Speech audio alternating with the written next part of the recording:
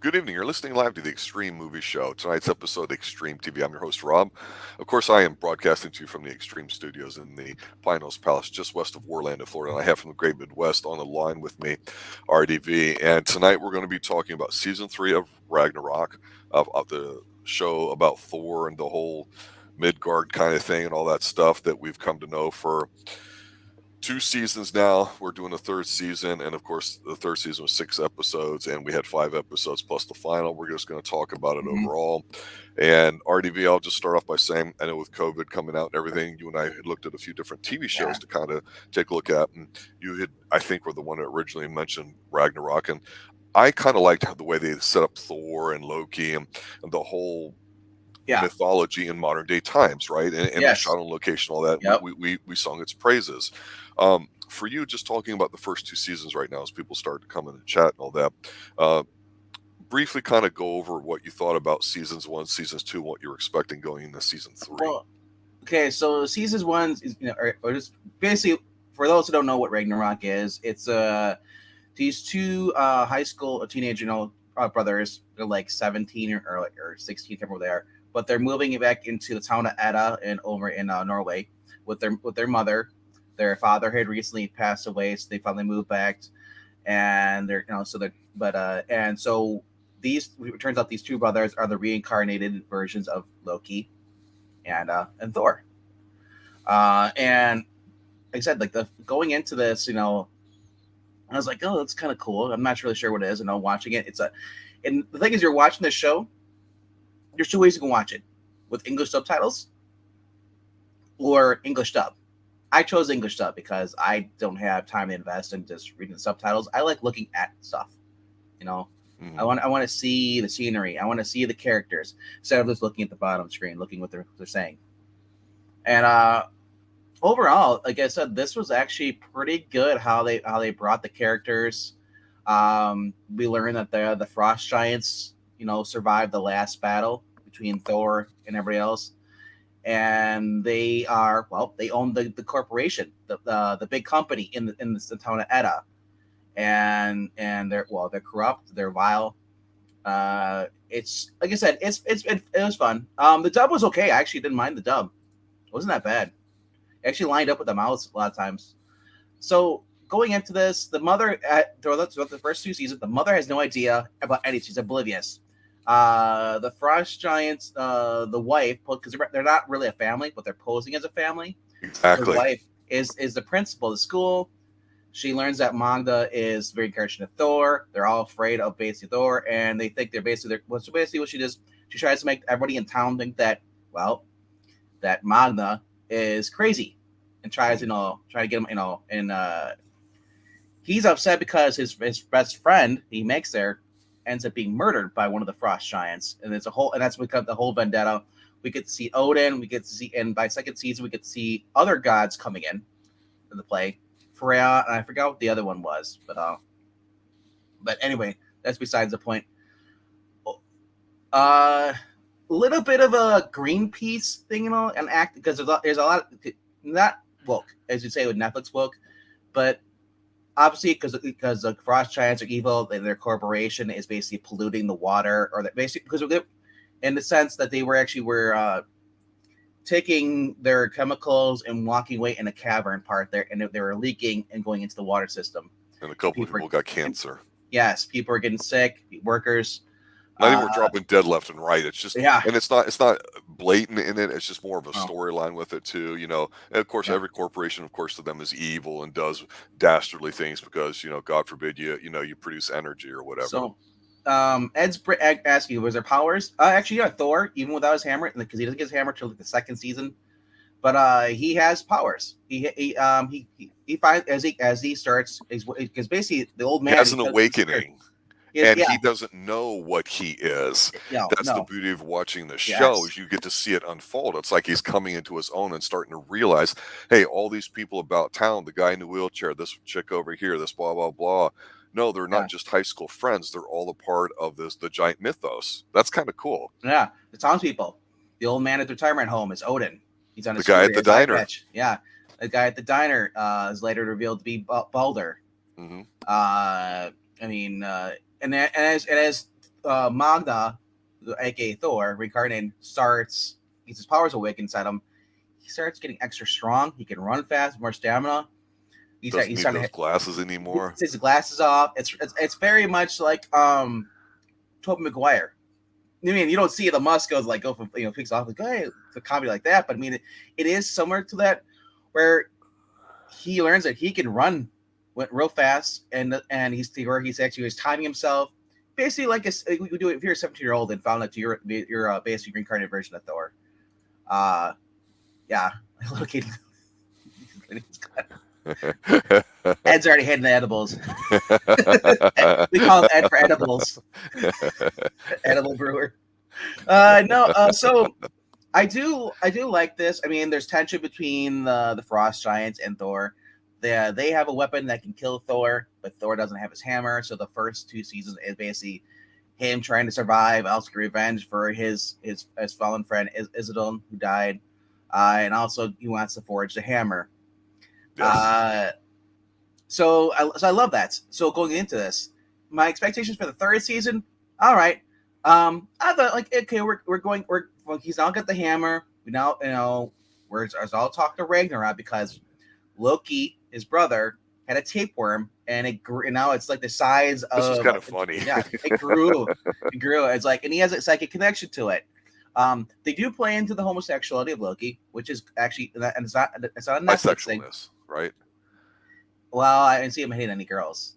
That's true. Yeah, but I thought in terms of the original character, he was bisexual. Maybe I'm wrong about that. I don't know. I don't know about the lore, but I mean, he's basically he likes animals too. It's a big difference. Anyway, so it's not being there in the 3rd season. It is more with Loki. He does find a boyfriend. He's so kissing stuff, but it doesn't focus. It doesn't become like this is the bisexual. Hey, I'm Loki, or he's not like Alex from Supergirl. Hi, I'm gay. It's not like that every episode. It's actually it's like I said. So going into this, I heard that this is the last season, and this show's been going on since 2020. I did like this going into the 3rd season, and when I was watching it, I was like, you know what? I think it's going to be pretty cool because we're probably going to get the battle. They've been teasing this battle between Ragnarok. We're getting closer. Yeah. The last, if you look ahead on the last episode, it's called Ragnarok. So I'm like, oh, we're going to get everyone's going to get together. We're going to have the gods versus the Frost Giants and all stuff. So I was really looking forward to that. And a giant tapeworm. They could circle the world and eat it. Right. No, seriously, that's kind of the cool thing I thought because you see Lawrence's brother. You see him kind of diving into this pool of sadness, as it were, and you can kind of understand it because he's kind of playing both sides. Not playing both sides, even though he's supposed to be like a trickster, but you could see where he's kind of like tormented, and it's kind of an interesting watch because he still loves Thor. It's not like fuck you, Thor. I'm done with you. I'm going to go live with all them. He gets pulled in both directions. The second season, you learn that the Frost Giant that killed Thor's friend, Isildur, is actually Loki's father. He's the Frost Giant that had an affair with his mother. Mm-hmm. And she never said anything. So it's like, what the heck? But so going through this, you see Loki is pissed because Thor killed Loki's dad, and he's basically torn between because he's not the trickster you see in the MCU movies. Absolutely not. He's very self-conscious. He's all about self-preservance, but as the final season goes and you start to see him playing more into the trickster role. But he, and you can't tell, is he loyal to Thor or is he loyal to the Frost Giant family? Because the Frost Giant family, they want the hammer away from Thor. Because the 3rd season going into this, I kind of felt like, wow, we get this. Now he's got the hammer. We got the hammer finally at the end of the 2nd season. What do you do when you get a tool? You're told, yeah. Well, when you get a gun, what do? You shoot. When you get a hammer, everything looks like a nail. It's not that. What do you do when you get the most powerful weapon on Earth, and you are pretty much immortal, and now you're in charge, and you can see how he basically gets corrupted in the 3rd season. He's corrupted by the hammer. He's corrupted by greed. Yeah. He ignores everybody else. He becomes a dick, and I guess I think that lasted for this third season. It lasted too long. Yes. For how many episodes they had. Clearly going now. Now when they announced that this would be the final season, I'm fairly convinced. I know you are. By episode 5, they had all that done, and then they're like, "Oh crap! Now we got to reshoot the last episode," because sad to say, this season was going great. We were everybody was like, "Oh, we waited 3 years for this. No, we're finally gonna get going," and then it ends with a dud. This is probably one of the look. Let me. I'm gonna argue about why I hate it and why I don't like it, and I'm gonna say a couple things about it. I don't know when in the timeline they knew this was going to be their last season. It was only 6 episodes. Okay, tie it up. I like the fact they modernized it and put some stuff in there. I don't care for the woke elements and all that, but it was still done well and you could follow it. I agree with you about Thor being the protagonist we're supposed to follow, and because he's getting corrupted by power, we get a little bit, but he seems to kind of like it, which we're not used to, and so he's still also supposed to banging be the anchor. Yeah, he's also banging Saxa, the daughter of the Frost Giants. You know, she's using him, and he's using her. yeah, but then the problem with this is in this episode or the season, really, the writing gets very consistent because you're like, okay, she's banging him, but then it seems like instead of banging him and using him to keep him close and your enemy's closer, it's kind of like she almost does kind of like seem to like him, like she's his project. He's boy across the tracks or whatever, as it were, and he seems to like it.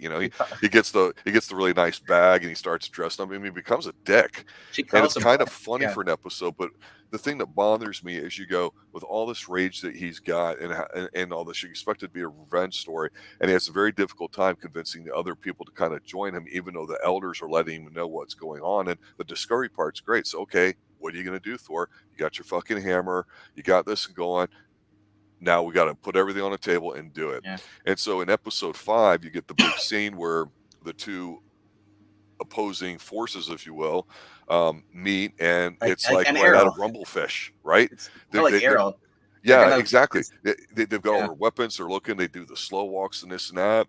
Yeah. And then Thor takes his hammer, and he kind of tosses it in the middle of both of them, and it just sits there.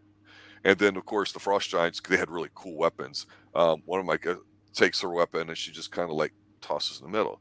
So you're watching watching, was it Mjolnir or whatever the hell they pronounce it? You see this spear, and then you're just watching all these kick-ass, unique, god-tier weapons being accumulated in a pool, and the episode ends, and you realize, wait a minute. They all decided, even though they knew history and knew that you can't change it and all that, the future and all that, they said, screw this. We're young. We can do what we want. We're woke. We're just going to sit around and drink wine and be friends. So, okay, you combine 2 episodes, at once. Kind of, sort of, yeah. So what it was is that in that by the 5th episode, or Thor pretty much, or Magna has pretty much come to his senses, where Odin says, like, it gives him this special herb, so he gets high. I'm like, and he sees visions, all that stuff, and he realizes that, and it's like, is it all? What are you afraid of? And he's like, I don't have any fear, but he's afraid that his greatest fear was he couldn't save Isildur, so he basically was avoiding that, acting shallow and the hammer control. But now he controls the hammer. He apologizes to his friends. Yeah. And Baldur's like, well, because Baldur is this character reincarnating is dating Loki. And Loki's like, well, no, we can't go to battle. He's going to die. He gets shot by an arrow. That's the lore. Yes. He gets killed. And that's what starts the war. So basically, as Magda's asked, by Odin, he's like, you're the leader. Do we go to war, or do we try to make peace? And I kind of did like, for the 5th episode, like going up there, getting ready to fight. And I mean, would I love to see them fight in the 5th episode? I thought if they would have done that in the 6th episode, where basically it's unavoidable, and then they fight, sure. Because the way they basically happens, is they show up. It's like Arrow. I'm thinking like, oh, now they're gonna come up, stop, and then fight. Like the bad choreography. And I was like, thank God they didn't do that. But so Mag is getting ready to he's got the hammer up. Saxa, his ex booty lover, ex hookup, is getting ready to throw her spear at him. You got her brother Fjord, or whatever his name is. He has the axe, that was originally his dad's. That actually would have killed his dad. Was that thing? And then the mother has the bow and arrows, and so they're getting ready to fight, and she's running, and then he's like, and he says, "Wait."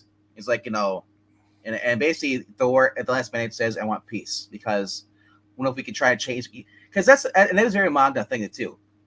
He's 17 years old. He kind of wants to change things. He doesn't want, he's just sick of this violence. It's consuming his life, and so they all agreed to put their weapons down, which was kind of cool. Now going into the next episode, this is where we have problems, because there should have been doesn't make sense. There should have been backstabbing.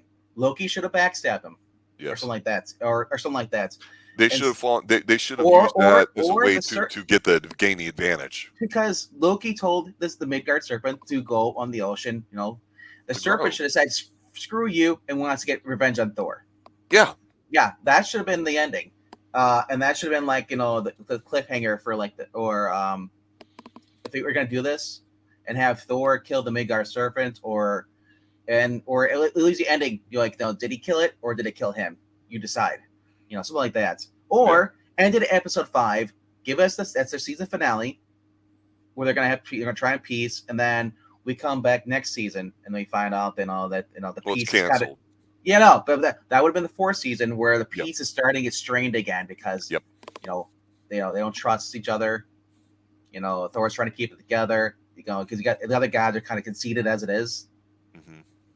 I would have loved for that, and then finally having ended with that. But because this show got axed, and apparently it wasn't popular in its own country. It wasn't that popular in its own country, and I don't know why. I think this is I've said before, like on your guys' channel, Geeky Puppet Show, where you cover all things DC, Marvel, and everything else. I don't really care for a lot of that stuff, but doesn't mean I'm not interested in a good story being told. And I think at least for the first 2 seasons here, in an adult version, a PG version, if you will, or even G, this really is not that violent. It's basically a drama. It's done well. It's good to look at. It's interesting. It's not. You kind of like the characters. You kind of understand them. They don't seem like these ignorant teens that you go, oh fuck you, I'm not gonna watch because you're a bum. It's not Cobra Kai drama. No, they're watchable, and you can understand them. And so even the bad people, you understand kind of why they're bad, and you get to see both sides. So it's cool.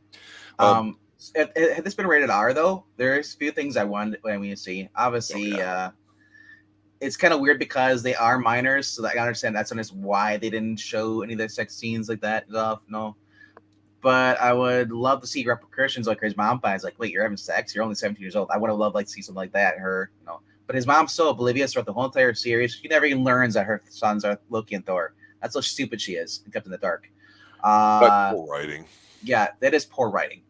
The other things, I want to see Fjord, the frost giant's son, who is killing people, butchering them. I want to see him butchering them and then throwing them into the where the monster eats them. I want to see that. The 2 missing old tourists. Yeah. Oh, that was awful. I can't. I was like, oh, I'm bad with it, because he pulls, he almost hits him, stops, and then goes up. Oh, I'm bad directions. Can you show me? He's like, well, how about we'll go for a walk? And like, no, if that would, dude, realistically, those look up and be like, Mace. Well, and the thing too is we get to understand the nature of each person, right? And one of the alarm bells that goes off in season 3 is how they seem to change. Not just Thor being a dick, but like him, for example, he really wants to run the company, but his sister's actually better at doing it. So part of you goes, well, is this a European thing? Is this a woke thing? Is this a Netflix thing? You're not sure because it's, again, Scandinavian, right? And so when they show her running the company, they show her doing a really good job. But then when they show him running it, because he really does run it, eventually she wiggles her way in there.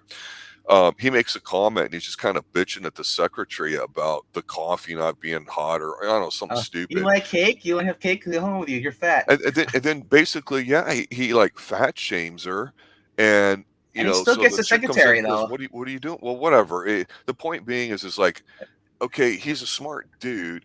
He's not that kind of dickish, frat boyish. But he basically like apologizes to her, and then he like goes to, I don't know if he dates her or somebody else there, and it's like, No. what the hell happened in 2 episodes So here? so okay, so they explain this how he's becoming paranoid like his father was. About the Right. hammer, going having stuff. So it's starting to become obsessed with that because Miles has been threatening with a hammer, saying I kill you whenever I want to, and they kind of like messed up. We got to go back to the first season where Fjord, the Frost Giant's son, was dating that mortal girl. He really liked Yes. her. He was trying to change his ways. It's only because his father gets killed that he reverts back to being saying I'm Frost head of the family now and stuff.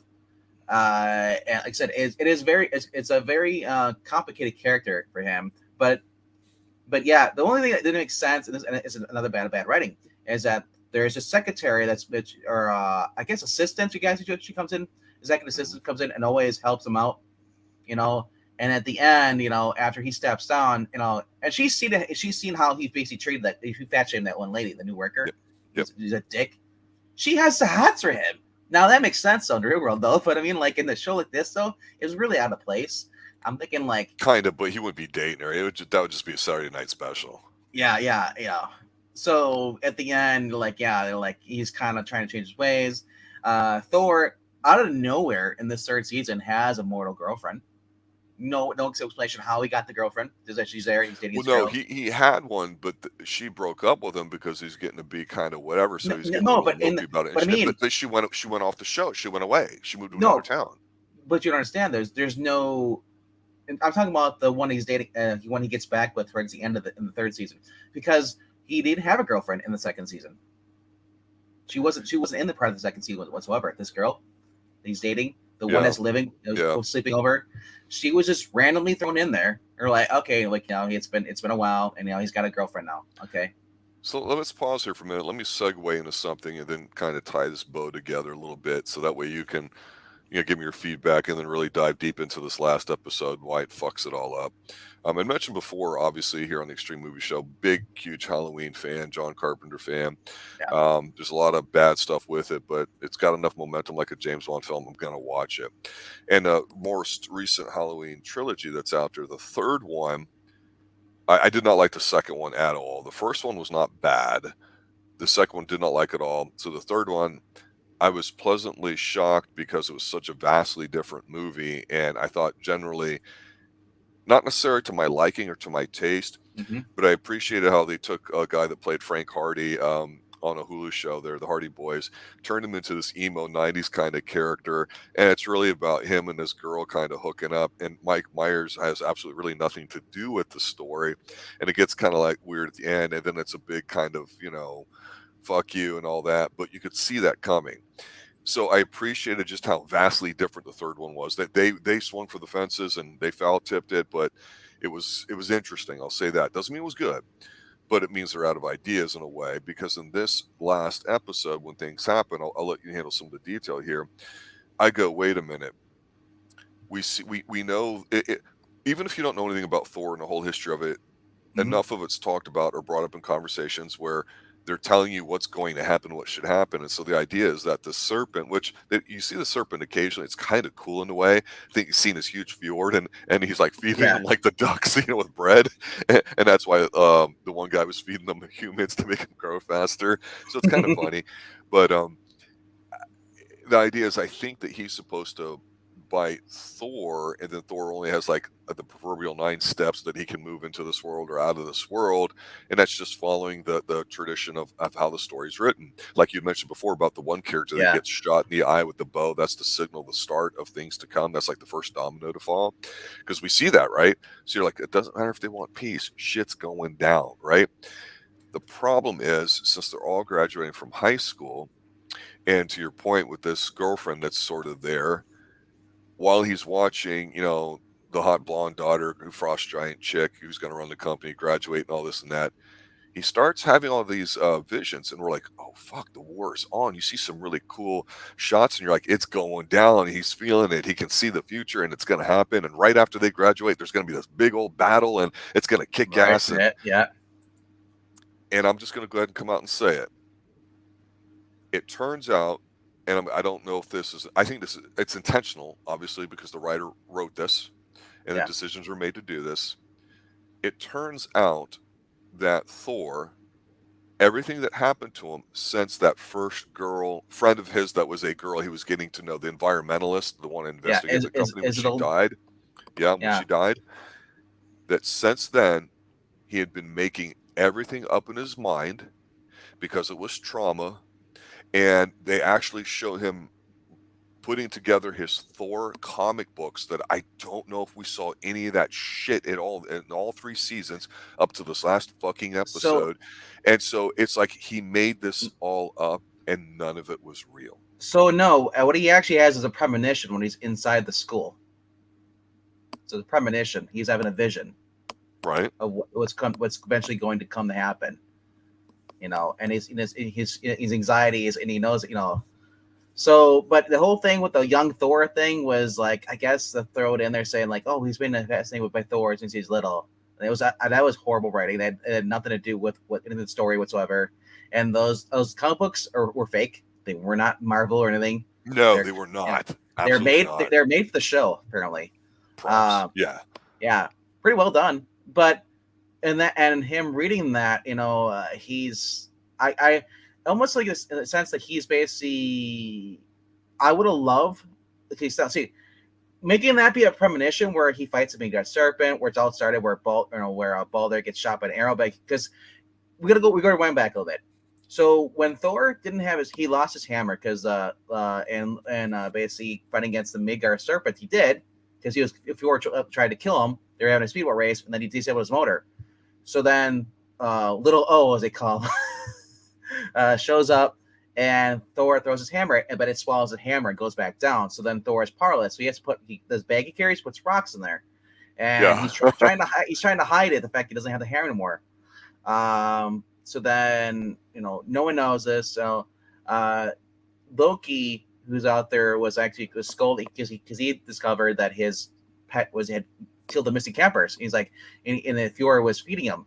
He's like, dude, you can't take stuff that doesn't belong to you. So it spits up the hammer, and he's like, what the heck? So then, because Thor is basically threatening, Loki and Balder, like, I'm gonna kill Balder. It's like, if you don't do what I say, he has the hammer. Lever from the diner. The leverage, yes, yeah. So, but he takes the hammer, and he brings it over to Fjord, and he's like, "This is my leverage. You leave us alone. Here's the hammer." And so I love the fact that when we learn later on that even Fjord, he's, "Oh, I got the hammer. I'm invincible." He can't use it. Mm-hmm. There's still an enchantment.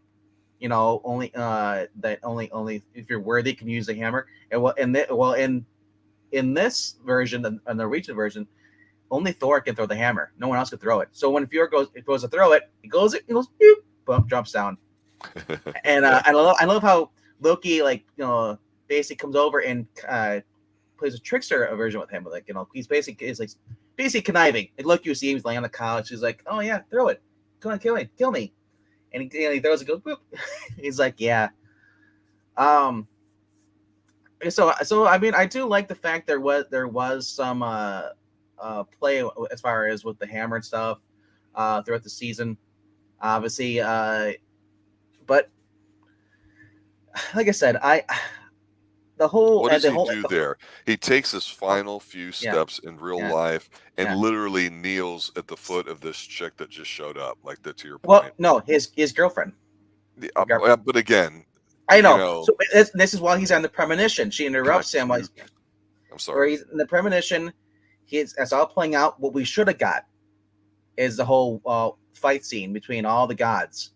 It's they're all fighting in this dystopian world, where basically it's just, and you got the giant sandworm coming out, kind of like, and he, and because this girl's talking to him, and you can tell that he's in some of a trance, somewhat in all of it.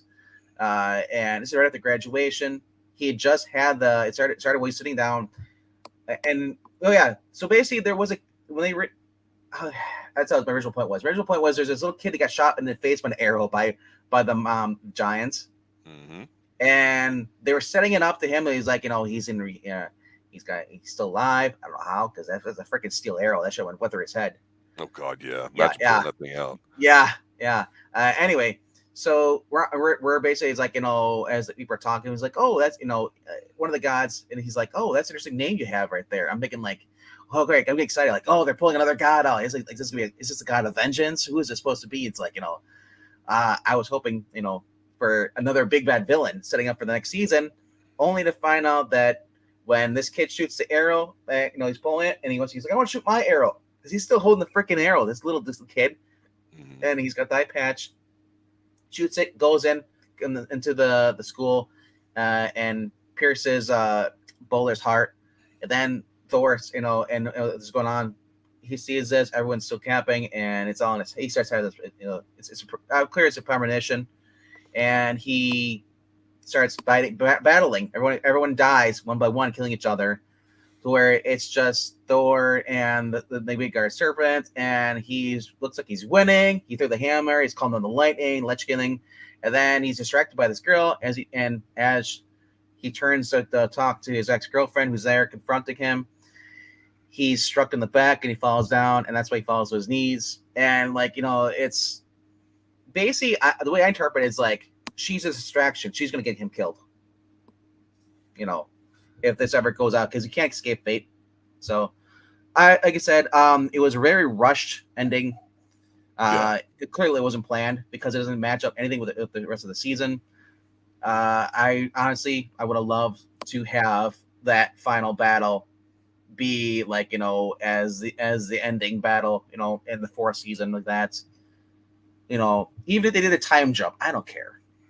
I thought with what they were building up for, I mean, as a writer, you have a right to choose how you want to end your story, even if you're writing it and you got word midway, hey, we can only do 6 episodes, and this and that's going to be the final one. That's fine, but you've had this stuff outlined for years and stuff like that. There's no excuse for this shoddy writing, which is what we got. The season 3 does not feel like the first 2 seasons to me. No. It's barely running on fumes, and this has to be one of the worst final endings of a show I've seen in a very long time.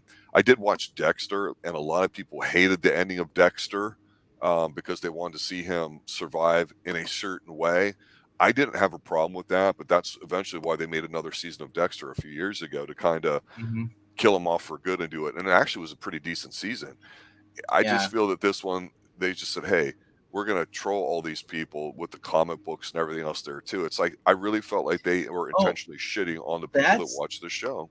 That's the problem I have with it. And that's the other thing I hate about his mom. It's like, throw those away. It's junk. You don't need those. I'm like, wow, the mom, you don't know what comic books are probably worth more than you are ever making in your life. if you have original prints, when the condition they are, older comic books. That's I hate when people are like poo-poo comic books. It's like, you realize that it's like some of those things, or if you have actually comics #1 or any of the early one, you can get quite a few dollars for it. But it's just one of those things. I was like, they didn't need a comic book in there. And like, and everyone's all happy. So if you're going to watch a show, I would just recommend just stopping at episode 5 of season 3. Don't even watch the last one. And then it works out fine. It's one thing to call this a drama, because it's not an action show. It's a drama, and you can call it a teen soap or drama if you want, but it's done well enough where you're compelled to watch it. It's interesting. And the first 2 seasons are strong enough where you see the development, you feel all these pieces moving around on the board, getting closer. You're looking forward to, as we've said before about Chuck Norris movies, that one final showdown, that one final kick. You don't need a gazillion of them, right? And you can tell in this couple episodes into this 3rd season, you're like, this is not like the others. It's like Invasion USA. It's like, instead of Bruce, not Bruce, but what's his name? Chuck Norris doing that final kick, he just steps aside and lets the villain go. It's like, what? It's like, what is this shit? No. Yeah. A lot of people are upset about this little known show. But like I said, it is just a disappointing. Overall, the season, like I said, it felt out of place from the first 2. Basically, I don't describe it as it's like Spider-Man 3. He gets the symbiote, he becomes a dick, and alienates all his friends. Only for the finally end, you're like, oh, he's gonna shed the hammer or shed the symbiote, and like he's gonna fight, and then there's no fight scene. he just kind of like, I don't need the hammer anymore. We're not gonna fight. We're just gonna shake hands. It's like Grant Gustin on The Flash. Every time he fights a villain, we don't have to fight. I'm Barry Allen. Well, okay, so like obviously The Witcher is rip off of Elric, right? Of as people always like to correct me, Melibinone or whatever the damn I name don't is, right? care. Well, but the point is it's the Henry Cavill show, and we know he's leaving it, right? Yeah. And I think he's left after his third season. Third season's on. So what do you want? The Witcher looks great. You had the singing bard that people kind of popped in the first season, although I guess the actor didn't like that or whatever. He should have shut his mouth. You got a bunch of hot people around. You get these big, fantastic battles and magic and stuff. And I've got season 3, and I'm like, I don't know what the fuck is going on. When it was just a Monster of the Week kind of episode with a few themes, it was a lot better and watchable. But here they're just talking and talking and walking around to the secret magical chambers of this and that. Have you played the games at all? Huh? Have you played any of the games at all? I played the third one briefly. So, okay, third one really has to do with Ciri, and then like the Dark Gods, wanting to use her, So I don't know. I can't speak. I didn't watch. I watched like 1 or 2 episodes of The Witcher, and I lost interest because it's been so wild since I watched the last. It's season. boring. The point is they're not showing you stuff. Like in the first season, they showed you, hey, he's walking around in a corner and he runs into like some dude and there's a monster and he's got to go find a monster and it leads into something else. Okay, that's detective-y shit. That's how you write. This third one, everybody's talking and it's like, I've already watched Game of Thrones. It was overrated, but it was a hot thing there for a moment and everybody seemed to enjoy it. They hated how that ended, right? People cannot fucking close a series at all. When you say it's all talking, I think of that song, that band Talk Talk. All you do is talk. Sorry. But I mean, isn't that what happens here? You got 6 episodes, right? Instead of building up the final battle with the first 3. It's a fucking love triangle. It's space scenes like you're getting ready to go with this girlfriend, and then you have intimacy problems. There's no happy ending. Yeah, I don't want to talk. I want to get down. Yeah, just shut up. When it finally gets down to like you're about to have sex, we're working it up. You spend this past like this week pampering this girl, getting ready, and then she's like, she falls asleep. So New Blood did it right. New Blood brought in Dexter's son. There's no screw around. They both know what each other is and are. There's another serial killer in the town that they're in. It's a really far away place. It's good. It's graphic. I miss? Huh? You know what shows I miss? I miss shows like Nip Tuck. Well, but that's Ryan Murphy, so he gays it up and sexes it up, which is fine, and it was batshit crazy at its time, but now he's doing this American Horror Story, so every season's pretty much exactly the same. Little conspiracy theory with some. Well, that's what I mean. It's like when it was originally that show, it was unique. Yeah. Now everybody's copying that. Yeah. Nip Tuck, if you would continue that, I think it would have got better and better. Instead, he just created the new show, and just using the same storylines. So you may have heard of the TV show Dallas, and for one of the biggest episodes of all time on any television show is Who Shot JR, the dickhead guy that ran Ewing Oil, kind of, and they wrote out one of the characters, Patrick Duffy, who was like the good guy married to the one chick, and something happened in the actors. He wanted more money, so he said fuck you, and they wrote his ass out. Basically, he died or something. Then a couple years later, like, okay, we'll bring you back, and it turns out it was all a dream. I mean, people did not like that shit back then, right? Well, okay, The Fugitive, one of the best endings of any TV show ever, and that show's from the 60s. Okay, we're going back 40, 50, 60 years, right? The one-armed man supposedly killed his wife after he and his wife had an argument. He's the everyman going to each town, getting involved in shit. He's being chased by a guy, all that. Of course, the Harrison Ford movie I still think is pretty good. But the very last episode, people are watching because they want to see if the one-armed man gets caught. And he does. And that's it. Yeah. And that's what you want. Here, have a fucking fight. The Bob Newhart show, it was all a dream.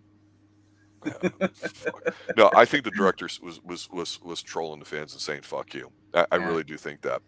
Just like people intentionally say, "Hey, we're taking the story, we're going to change it because we want to say this." I want to say, as even though we both agree this ending sucked, I kind of feel like this director, thought it was okay because there's a lot of activists in this show, especially the first season. Yeah. A lot of green deals. Yes. Yeah, so it's brought Yes. up in this. So it kind of had a bet. It's kind of was in my back of my mind, like they don't do the final battle. And realistically, this show, because there's teenagers, they're not gonna have, showing them kill each other and stuff. They're gonna have, peace. Yeah. Because that's to promote peace. Love one another and all that stuff. Tell your brother and your sister. I was Shit'll land. swerved and not in a good way. And I think it's a Yeah, disappointment and letdown to the majority of the people that really were fans of this show. yeah. This is not a show I would have picked out and watched because I don't really know No, nothing about it. But you mentioned it, and I kind of like the idea of I it, so I gave it a chance, and then we yeah. liked it enough to go again for it. You know? I liked it because the fact that it wasn't your classic. It was basically your Thor that wasn't MCU. It was basically Thor based on the mythology, and that's what I like. I was like, I've already seen the MCU Thor. I don't need that stuff. I like the fact that this actor now he's no longer this. He can. I want to see him do He-Man or something like that. Let him bulk up some more. This guy can actually. I would think if they ever did a Thor movie that wasn't like cheesy Disneyfied, this guy could come in and play another, or he could do another Beastmaster movie reboot. I don't care. This guy has the look. He has a build. I like the guy, the actor from manga. I would love to see him more in those kind of roles. Let's bring back the Barbarian movies, man. My big takeaway, final thought, is that what I really liked about the show, even with the shitty third season, especially the last episode, was I liked kind of modernizing a mythos in Mm-hmm. the real world and seeing how that plays out. I just thought that dynamic was really cool and Yeah, interesting. Made the town interesting, made the people interesting. You didn't know who he was talking to, if they'd become a an important figure later on or not. Some did, some did not. I yeah. The think only stuff like that's pretty damn cool, and I thought this did it well. And this is the way I would like to see any comic book type movie done. Don't treat it like Mhm. it's for kids and make it juvenile. Make it for adults. You're going to get a bigger audience, and you can do it where honestly. I said PG in so chat. How this is? This is really a G rated. There's so no hardly any violence or so sex. I want to say not though. There was going to the premonition. I hated the fact that it was it was a premonition. It wasn't a real thing, but I did like when you got Fjord. He's charging. He's gonna Loki. Basically Magna Thor throws the hammer.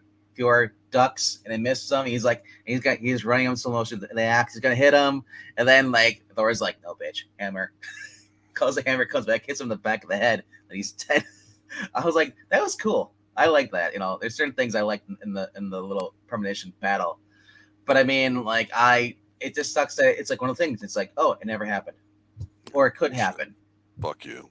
Yeah, And I know. fuck you, Netflix, for only going 3 seasons and So, talking about so what I escalators. want is this character reprise the role as actual Thor in an actual Thor movie, and have him just going slaughtering people with a hammer. That's what I want. No, You never know. like Anything you need to plug for tonight? just I'll be going live in about 30 minutes. Actually, no, 50. 9:15 No, sorry, Eastern, 8:15 Central. 15 minutes, yeah. 15 minutes. Me and Eric Breen are be doing the top 5. Zach's out tonight, so check over on the Geeky Puppet Show. Help us if you haven't subscribed over there, please do that. Help us get to 500. We're literally almost there. Nice. I think we're at 411 still.